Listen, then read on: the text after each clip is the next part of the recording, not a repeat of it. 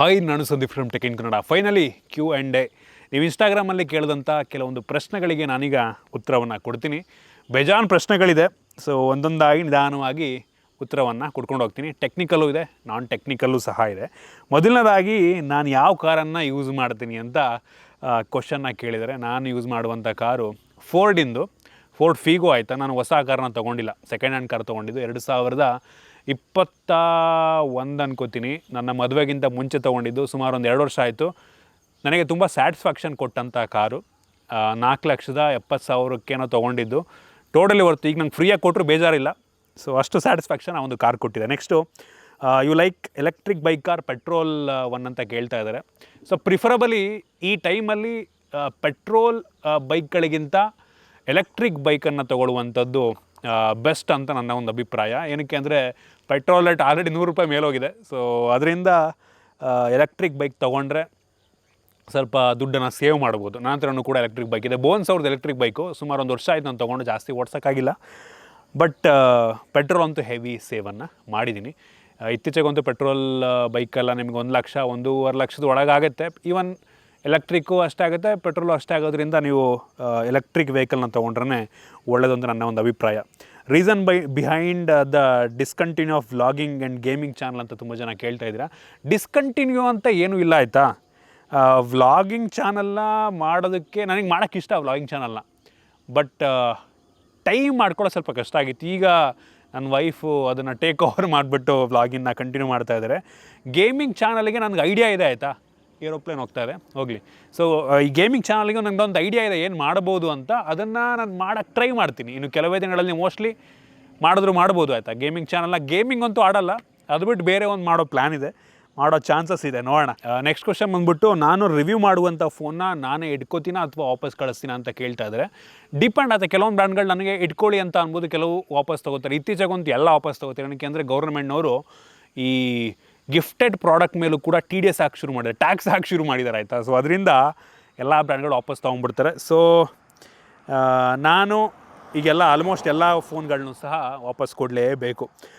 Do you like digital watch or analog watch? Personally ನಾನು analog watch ಇಷ್ಟಪಡ್ತೀನಿ. ನಾನು ಹಾಕಿರೋದಕ್ಕೆ digital watch. ಇದು ಬಂದುಬಿಟ್ಟು ಸ್ಯಾಮ್ಸಂಗ್ ಅವ್ರದ್ದು ಗ್ಯಾಲಕ್ಸಿ ವಾಚ್ ಅಲ್ಟ್ರಾ ಅನ್ಕೋತೀನಿ ಆಯಿತಾ.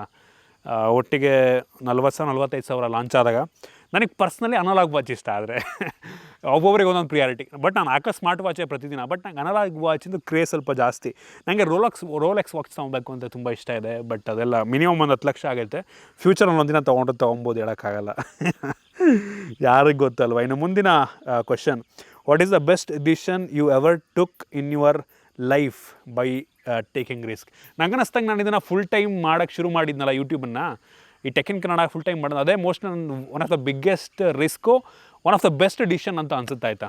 ನಾನು ಆ ಟೈಮಲ್ಲಿ ನಾನು ಬೇರೆ ಕೆಲಸಕ್ಕೆ, ಓಕೆ ನನಗಿದು ಕಷ್ಟ ಆಗ್ಬೋದು, ಬೇರೆ ಕೆಲಸಕ್ಕೆ ನಾನು ಜಾಯ್ನ್ ಆಗಿದ್ದರೆ ಮೋಸ್ಟ್ಲಿ ಈ ಲೆವೆಲ್ ರೀಚ್ ನನಗೆ ಸಿಗ್ತಿರ್ಲಿಲ್ವನೋ. ನನಗೆ ಯಾವಾಗ ನಾನು ಫುಲ್ ಟೈಮ್ ಮಾಡೋಕ್ಕೆ ಶುರು ಮಾಡಿದೆ ಆಗಲೇ ನನಗೆ ತುಂಬ ಟೈಮ್ ಸಿಕ್ಕಿದ್ದು, ಹೊಸ ವಿಷಯಗಳನ್ನ ಎಕ್ಸ್ಪ್ಲೋರ್ ಮಾಡೋಕ್ಕೆ ಶುರು ಮಾಡಿದ್ದು. ಸೊ ಅದರಿಂದ ಅದೇ ಬಿಗ್ಗೆಸ್ಟ್ ರಿಸ್ಕು, ಅದೇ ಬೆಸ್ಟ್ ಡಿಸಿಷನ್ ಅಂತ ನನ್ನ ಒಂದು ಅಭಿಪ್ರಾಯ. What is your suggestion to new online future building youths?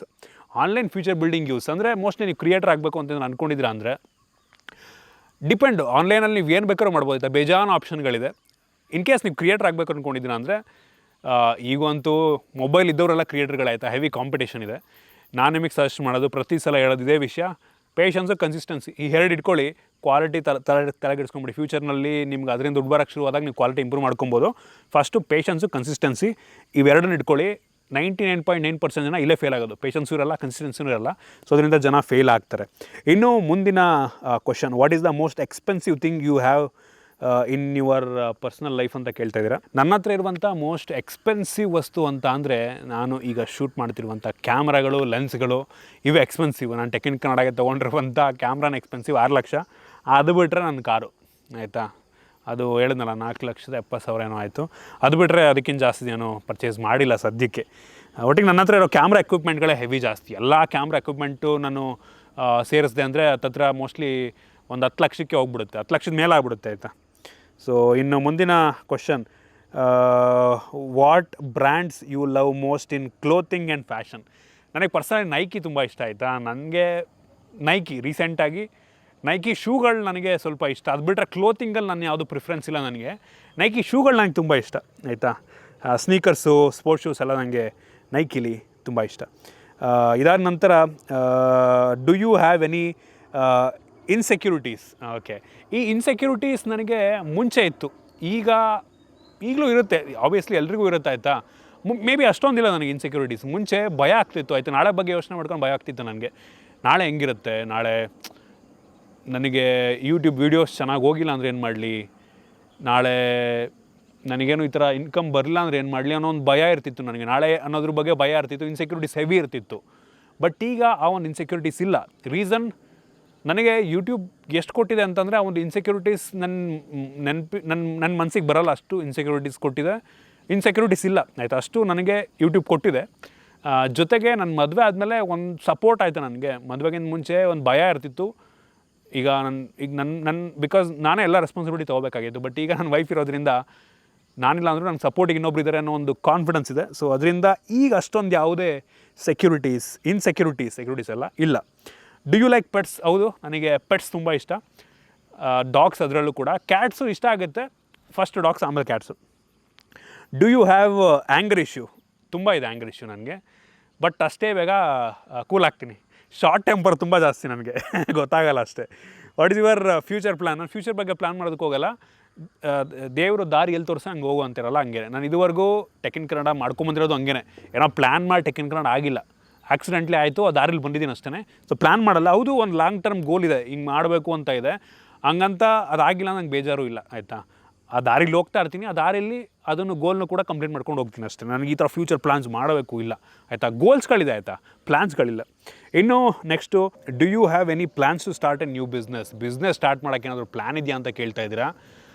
ಆ ರೀತಿ ಪ್ಲ್ಯಾನ್ಸ್ ಯಾವುದೂ ಇಲ್ಲ. ನನಗನ್ನಿಸ್ತಂಗೆ ನಾನು ಈಗ ಮಾಡ್ತಿರೋದು ಒಂಥರ ಬಿಸ್ನೆಸ್ಸೇ ಆಯಿತಾ. ಯೂಟ್ಯೂಬು ಒಂಥರ ಬಿಸ್ನೆಸ್ ಆಗಿಬಿಟ್ಟಿದೆ. ಅದು ಬಿಸ್ನೆಸ್ ನಂಗೆ ಅನ್ನಿಸ್ತಂಗೆ ನೋಡೋಕೆ ಹೋದರೆ. ಸೊ ಆ ಥರ ಸಪ್ರೇಟಿಗೇನೋ ಹೊರಗಡೆ ಬಿಸ್ನೆಸ್ ಮಾಡೋದು ಅನ್ನೋ ಪ್ಲ್ಯಾನ್ ಇಲ್ಲ ನನಗೆ. ಪರ್ಸನಲ್ ನನಗೆ ಹೆಂಗೆ ಅಂತ ಅಂದರೆ, ನನಗೆ ತುಂಬ ಜಾಸ್ತಿ ಸ್ಟ್ರೆಸ್ಸನ್ನು ತೊಗೊಳಕ್ಕಾಗಲ್ಲ ಆಯಿತಾ. ನನಗೆ ಒಂದು ಕೋಟಿ ಕೊಡ್ತೀನಿ, ಏನೋ ಒಂದು ಸ್ಟ್ರೆಸ್ ತೊಗೊಂಡು ಕೆಲಸ ಮಾಡೋಂದರೆ ಆಗಲ್ಲಪ್ಪ ನನಗೆ ಆಯಿತಾ. ನಿಂಗೇನು ದುಡ್ಡು ಬೇಡ ನನಗೆ ಪೀಸ್ ಆಫ್ ಮೈಂಡ್ ಬೇಕು ಆಯಿತಾ. ನಾನು ತಲೆ ಕೆಡಿಸ್ಕೊಂಡು ಸಾಕು, ನನ್ನ ಹತ್ರ ಏನಿದೆ ಆ ಸ್ಯಾಟಿಸ್ಫ್ಯಾಕ್ಷನ್ ಇದ್ದೀನಿ ನಾನು. ಸೊ ಬಿಸ್ನೆಸ್ ಪ್ಲ್ಯಾನ್ಸ್ ಇಲ್ಲ. ಮೋಸ್ಟ್ಲಿ ರಿಸ್ಕ್ ಇಲ್ದಂಗೆ ಆರಾಮಾಗಿರೋ ಥರ ಏನಾದ್ರು ಬಿಸ್ನೆಸ್ ಏನಾದ್ರು ಇದ್ದರೆ ಹೇಳಿ, ಶುರು ಮಾಡೋಣ. ರಿಸ್ಕ್ ಇಲ್ಲದೆ ಯಾವ ಬಿಸ್ನೆಸ್ ಇರುತ್ತೆ ಹೇಳಿ ಅದರಲ್ಲೂ ಕೂಡ. ಇನ್ನು ಮುಂದಿನ ಕ್ವಶನ್, ಸ್ಟಾರ್ಟ್ ಸಂದೀಪ್ ಗೌಡ್ರು live channel again, will you start? Okay, will you start ಕೇಳ್ತಾ ಇದ್ದೀರಾ, ವಿಲ್ ಯು ಸ್ಟಾರ್ಟ್ ಅಂತ. ಸೊ ಸಂದೀಪ್ ಗೌಡ್ರು ಲೈವ್ ಗೇಮಿಂಗ್ ಅಂತೂ ಇರಲ್ಲ, ಬಟ್ ಆ ಚಾನಲ್ ಆ್ಯಕ್ಟಿವ್ ಆದರೂ ಆಗ್ಬೋದು ಆಯಿತಾ, ಹೇಳೋಕ್ಕಾಗಲ್ಲ. What is the most memorable situation in your YouTube life? ಇದರಲ್ಲಿ ತುಂಬ ಅಂದರೆ ತುಂಬ ಮೆಮೊರೀಸ್ಗಳಿದೆ ಆಯಿತಾ. ಯೂಟ್ಯೂಬ್ ಇದರಲ್ಲಿ ನನಗೆ ಫಸ್ಟು ನಂದು ಆರ್ಟಿಕಲ್ಲು ನ್ಯೂಸ್ ಪೇಪರಲ್ಲಿ ಫಸ್ಟ್ ಬಂದಿತ್ತು, ಕನ್ನಡಪ್ರಭ ಅಂತ ಅನ್ಕೋತೀನಿ. ಅದು ನನಗನ್ನಿಸ್ತಂಗೆ ತುಂಬ ಮೆಮೊರೇಬಲ್ಲು. ಅದು ಬಿಟ್ಟರೆ 1,00,000 ಆಯಿತು ನೋಡಿ ಸ್ಟಾರ್ಟಿಂಗು. ಒಂದು ಫೀಲ್ ಇರುತ್ತಲ್ವಾ ಸ್ಟಾರ್ಟಿಂಗು, ಒಂದು ಚಾನಲ್ ನಂದು ಏನೂ ಇಲ್ಲದೆ ಒಂದು ಚಾನಲ್ 1,00,000 ರೀಚ್ ಆಯ್ತಲ್ವಾ, ಅದು ಡಿಫ್ರೆಂಟ್ ಫೀಲಿಂಗು. ಬಿಟ್ಟರೆ ಅದಾದಮೇಲೆ ನನಗೆ ಯಾವುದು ತುಂಬ ಯುನೀಕ್ ಫೀಲ್ ಅಂತ ಯಾವತ್ತೂ ಅನಿಸಿಲ್ಲ. ಇದೆ ಸಣ್ಣ ವಿಷಯಗಳು ತುಂಬ ಇದ್ದಾವೆ, ಸಣ್ಣ ವಿಷಯಗಳು. ಈ ರೀತಿ ಆರ್ಟಿಕಲ್ ಬಂದಾಗ, ಯಾರೋ ಗೆಸ್ಟಾಗಿ ನಾನು ಕರೆದಾಗ ಆಗುವಂಥ ಫೀಲ್ ಇದೆ ಅಲ್ವಾ, ಅದು ತುಂಬ ಡಿಫ್ರೆಂಟು. ಬಟ್ ರೀಸೆಂಟಾಗಿ ಯಾವತ್ತೂ ಆ ರೀತಿ ಆಗಿಲ್ಲ. ನನಗೇನೋ ಅನಿಸಲ್ಲ, ನಾನೇನೋ ದೊಡ್ಡದಾಗಿ ಅಚೀವ್ ಮಾಡಿದ್ದೀನಿ, ನನಗೆ ಅನಿಸಲ್ಲ ಅದು. ಯೂಟ್ಯೂಬಲ್ಲಿ ಕ್ರಿಯೇಟರ್ ದೊಡ್ಡ ಅಚೀವ್ಮೆಂಟ್ ಅಲ್ಲ ನನ್ನ ಪ್ರಕಾರ ಆಯಿತಾ. ತುಂಬ ಜನಕ್ಕೆ ಗ್ರೇಟ್ ಅನಿಸ್ಬೋದು, ಬಟ್ ಅಲ್ಲ. ಜಗತ್ತಲ್ಲಿ ಅಚೀವ್ ಮಾಡಬೇಕಾಗಿರೋಂಥದ್ದು ಬೇಜಾನಿದೆ. ಎಂಥ ಜನ ನಮ್ಮ ಇಂಡಿಯಾಗೆ ರೆಪ್ರೆಸೆಂಟ್ ಮಾಡೋರು ಎಷ್ಟೋ ಜನ ಇರ್ತಾರೆ, ಎಷ್ಟೋ ಸೈಂಟಿಸ್ಟ್ಗಳು ಏನೇನೋ ಅಚೀವ್ ಮಾಡಿರೋ ಅಂತಾರೆ. ಯೂಟ್ಯೂಬೆಲ್ಲ ಏನಿದು? ಏನೂ ಅಲ್ಲ. ಇವತ್ತು ನಾವು ಇರ್ಬೋದು, ನಾಳೆ ಇರದಿರ್ಬೋದು. ನನ್ನನ್ನು ಜನ ಇವತ್ತು ನೋಡ್ಬೋದು, ನಾಳೆ ನೋಡದೇ ಇರ್ಬೋದು ಆಯಿತಾ. ಹೇಳ್ತೀನಿ ಕೇಳಿ, ಈ ಯೂಟ್ಯೂಬು ಕ್ರಿಯೇಟರು, ಈ ಇನ್ಫ್ಲೂಯೆನ್ಸರ್ ಏನಿದ್ದಾರೆ ತುಂಬ ಟೆಂಪ್ರರಿ ಆಯಿತಾ. ಇವತ್ತು ಜನ ನೋಡ್ಬೋದು, ನಾಳೆ ನೋಡದೇ ಇರ್ಬೋದು ಆಯಿತಾ. ಈ ಒಂದು ಫೇಮ್ ಪರ್ಮನೆಂಟ್ ಅಲ್ಲ, ಯಾರಿಗೇ ಆದರೂ ಅಷ್ಟೇ ಪರ್ಮನೆಂಟ್ ಅಲ್ಲ. ಯಾವತ್ತು ಬೇಕಾದ್ರೂ ಇರ್ಲೆವೆಂಟ್ ಆಗ್ಬೋದು, ನಾವು ಇರ್ರೆಲೆವೆಂಟ್ ಆಗ್ಬೋದು ಯಾವತ್ತು ಬೇಕಾದರೂ. ಎಲ್ಲಿ ತನಕ ರಿಲೆವೆಂಟ್ ಆಗಿರ್ತೀವಿ ನಾವು ಗೊತ್ತಿಲ್ಲ, ಎಲ್ಲಿ ತನಕ ನಮ್ಮ ಜನ ನೋಡ್ತಾರೆ ನಾನು ಮಾಡ್ತಾ ಇರ್ತೀನಿ. ಸೊ ಆ ರೀತಿ ಈ ವೆರಿ ಶಾರ್ಟ್, ಇದೇನು ದೊಡ್ಡ ಅಚೀವ್ಮೆಂಟ್ ಅಲ್ಲ, ಯಾರು ಬೇಕಾದರೂ ಮಾಡ್ಬೋದು. ಇನ್ನು ಮುಂದಿನ ಕ್ವಶನ್ ಬಂದ್ಬಿಟ್ಟು, what is your passion except the YouTube? ನನಗೆ ಫೋಟೋಗ್ರಫಿ, ರೀಸೆಂಟಾಗಿ ಫೋಟೋಗ್ರಫಿ ಒಂದು ಸಣ್ಣ ಪ್ಯಾಷನ್ ಆಗಿದೆ. ಫೋಟೋಗ್ರಫಿ, ವಿಡಿಯೋಗ್ರಫಿ ಟ್ರೈ ಮಾಡ್ತೀನಿ ಆಗಾಗ ಮಾಡೋದಕ್ಕೆ. ಒಂದು ಟೈಮಲ್ಲಿ ಡ್ರಾಯಿಂಗ್ ಮಾಡ್ತಾಯಿದ್ದೆ ನಾನು ಆಯಿತಾ. ಆ ಫೋಟೋಸನ್ನ ನಾನು ನಿಮಗೆ ತೋರಿಸ್ತೀನಿ. ಸಕ್ಕತ್ತಾಗಿ ಡ್ರಾಯಿಂಗ್ ಮಾಡ್ತಾಯಿದ್ದೆ, ಸ್ಕೆಚ್ ಮಾಡ್ತಾಯಿದ್ದೆ ಆಯಿತಾ. ಬಟ್ ಈಗ ಟೈಮ್ ಇಲ್ಲ ನನಗೆ. ಒಂದೊಂದು ಡ್ರಾಯಿಂಗ್ ಮಾಡೋಕ್ಕೆ 5 ಗಂಟೆ ಎಲ್ಲ ತೊಗೋತಿತ್ತು. ಸೊ ಈಗ ಅಷ್ಟೊಂದೆಲ್ಲ ಟೈಮ್ ಇಲ್ಲ. What is your choice between T we are mobile? Personal ನನಗೆ ಟಿ ವಿ ನೋಡೋಕ್ಕೆ ತುಂಬ ಇಷ್ಟ ಮೊಬೈಲ್ಗಿಂತ. ಟಿ ವಿ ಹೆವಿ ನೋಡ್ತೀನಿ ನಾನು, ನಿಮಗೆ ಗೊತ್ತಾಗಲ್ಲ, ಬಟ್ ಹೆವಿ ಟಿ ವಿ ನೋಡ್ತೀನಿ. ಟಿ ವಿ ನೋಡ್ತಾ ಇರ್ತೀನಿ, ನಾನು ಮೊಬೈಲೇ ನೋಡ್ತಿರ್ತೀನಿ, ಬಟ್ ಮೆಜಾರಿಟಿ ನಂಗೆ ಟಿ ವಿ ನೋಡೋಕ್ಕೆ ತುಂಬ ಇಷ್ಟ. What is your favourite video till date in tech in Kannada? ತುಂಬ ಕಷ್ಟ ಇದು ನಾನು ಹೇಳೋದು ಬೆಸ್ಟ್ ಅಂತ. ಈಗ ಒಂದು 2 ವರ್ಷ ಮುಂಚೆ ಹೇಳಿದರೆ ಮೋಸ್ಟ್ಲಿ ನನಗೊಂದು ಆಪ್ಷನ್ ಇರ್ತಿತ್ತು, ಬಟ್ ಈಗ ನನಗೆ ತುಂಬ ಬೆಸ್ಟ್ ವೀಡಿಯೋಸ್ ಆಗೋಗ್ಬಿಟ್ಟಿದೆ ಟೆಕ್ ಇನ್ ಕನ್ನಡದಲ್ಲಿ. ಸೊ ಒಂದು ಪರ್ಟಿಕ್ಯುಲರ್ ವೀಡಿಯೋ ಅಂತ ಹೇಳೋದು ತುಂಬ ಕಷ್ಟ. ಸೊ ಗೊತ್ತಿಲ್ಲ, ನೋಡೋಣ. ಕಾಮೆಂಟ್ ನಾನು ನೋಡ್ಬಿಟ್ಟು ಯೋಚನೆ ಮಾಡಿ ಬಂದಾಗ ನಾನು ಬೇಕಾದ್ರೆ ಕಾಮೆಂಟಿಗೆ ಲಿಂಕ್ ಮಾಡ್ತೀನಿ. ನಾನು ಸದ್ಯಕ್ಕಂತೂ ಯಾವುದೇ ಆ ಥರ ವೀಡಿಯೋ ನನಗೆ ನೆನಪಿಗೆ ಬರ್ತಿಲ್ಲ. What is your personal opinion about online relationship? Online relationship ಇದ್ರ ಬಗ್ಗೆ ವ್ಲಾಗಲ್ಲಿ ಮಾತಾಡೋದು ಚೆನ್ನಾಗಿರುತ್ತೆ. ಆನ್ಲೈನಲ್ಲಿ ಯಾವುದೇ ಕಣ್ಣು ರಿಲೇಷನ್ಶಿಪ್ ಮಾಡೋಕ್ಕೆ ಹೋಗ್ಬಿಡಿ ಕಣ್ರಪ್ಪ, ಆಯಿತಾ? ಯಾರಿಗೆ ಗೊತ್ತು ನಿಮ್ಮನ್ನು ಹುಡುಗಿ ಮಾತಾಡ್ಸ ಹೆಂಗೆ ಗೊತ್ತಾಗುತ್ತೆ ನಿಮಗೆ? ಸವಾಸಲ್ಲ, ಆ ಸವಾಸಕ್ಕೆ ಹೋಗ್ಬೇಡಿ. ಒಂದು ಕತೆ ಇದೆ, ಅದೊಂದು ವ್ಲಾಗಲ್ಲಿ ಕಂಟಿನ್ಯೂ ಮಾಡ್ತೀನಿ. ಈಗ ನೆನಪಾಯ್ತು ನನಗೆ. ಇನ್ನು ಮುಂದಿನ ಕ್ವಶನ್ ಬಂದ್ಬಿಟ್ಟು SIP or one time investment? SIP ಮಾಡಿದ್ರೆ ಒಳ್ಳೆಯದು, ಒನ್ ಟೈಮ್ ಇನ್ವೆಸ್ಟ್ ಮಾಡಿದ್ರೆ ಒಳ್ಳೆಯದು, ಬಟ್ ರಿಸ್ಕ್ ಜಾಸ್ತಿ. ಒನ್ ಟೈಮ್ ಇನ್ವೆಸ್ಟ್ಮೆಂಟ್ ರಿಸ್ಕ್ ಅಲ್ಲ, ಬಟ್ ನೀವು ಯಾವ ಟೈಮಲ್ಲಿ ಇನ್ವೆಸ್ಟ್ ಮಾಡ್ತೀವಿ ಅದ್ರ ಮೇಲೆ ಡಿಪೆಂಡ್ ಆಗಿರುತ್ತೆ, ಆಯಿತಾ? ಮಾರ್ಕೆಟ್ ಡೌನ್ ಆದಾಗ ಒನ್ ಟೈಮ್ ಮಾಡಿದ್ರೆ ಬೆಸ್ಟ್ ಅಡ್ವೈಸು, ಆಯಿತಾ? ಬೆಸ್ಟು ಒಳ್ಳೆ ಡಿಸಿಷನ್ ಒನ್ ಟೈಮ್ ಮಾಡುವಂಥದ್ದು. ಅಂದರೆ ಮಾರ್ಕೆಟ್ ಡೌನ್ ಆದಾಗ, ಅಂದರೆ ನೋಡಿ ಲಾಕ್ಡೌನ್ ಟೈಮಲ್ಲಿ ಮಾರ್ಕೆಟ್ ಡೌನ್ ಆಯಿತು. ಆ ಟೈಮಲ್ಲಿ ನೀವು ಒನ್ ಟೈಮ್ ಮಾಡಿದರೆ ಲಿಟ್ರಲಿ ಒಳ್ಳೆ ರಿಟರ್ನ್ ಸಿಗ್ತಾಯಿತ್ತು, ಆಯಿತಾ? ಆ ಟೈಮಲ್ಲಿ SIP ಅವಶ್ಯಕತೆ ಮಾಡಿದರೂ ಒಳ್ಳೆಯದೇ, ಬಟ್ ಒನ್ ಟೈಮ್ ನೀವು ಜಾಸ್ತಿ ರಿಟರ್ನ್ ಕೊಡ್ತಿತ್ತು. ಬಟ್ SIPನೂ ಒಳ್ಳೆಯದೇ. ಆ ರೀತಿ ಯಾವ್ದು ಬೆಸ್ಟ್ ಅಂತ ಹೇಳೋದಕ್ಕಾಗಲ್ಲ, depends on the situation. So ಇಷ್ಟು ಈ ಒಂದು ಪ್ರಶ್ನೆಗಳು. ಮೆಜಾರಿಟಿ ಟೆಕ್ಬಿಟ್ಟು ಎಲ್ಲ ಬರೀ ಪರ್ಸ್ನಲ್ಲೇ ಇದೆ, ತೊಂದರೆ ಇಲ್ಲ. ಐ ಹೋಪ್ ನಿಮಗೆ ನಿಮ್ಮ ಕ್ವಶನ್ಗಳಿಗೆ, ನಿಮ್ಮ ಪ್ರಶ್ನೆಗಳಿಗೆ ಉತ್ತರ ಸಿಕ್ಕಿದೆ ಅಂತ ಅನ್ಕೋತೀನಿ. ಬೈಕ್ ಬರ್ತದೆ, ಹೋಗಲಿ. ಓಕೆ, ಉತ್ತರ ಸಿಕ್ಕಿದೆ ಅಂತ ಅನ್ಕೋತೀನಿ. ಇಷ್ಟ ಆಗಿದ್ದರೆ ನಿಮಗೆ ಈ ವಿಡಿಯೋ ಲೈಕ್ ಮಾಡಿ. ಬೇರೆ ಏನಾದರೂ ಪ್ರಶ್ನೆ ಇದ್ದರೆ ಕಾಮೆಂಟ್ ಮಾಡಿ. ಮೋಸ್ಟ್ಲಿ ನೆಕ್ಸ್ಟ್ Q&Aನಲ್ಲಿ ಈ ಕ್ವಶನ್ ತೊಗೊಂಬಿಟ್ಟು ಅದಕ್ಕೆ ಆಮೇಲೆ ಉತ್ತರ ಕೊಡ್ತೀವಿ. ಸಿಗೋಣ ಮತ್ತೆ ಮುಂದಿನ ವೀಡಿಯೋದಲ್ಲಿ.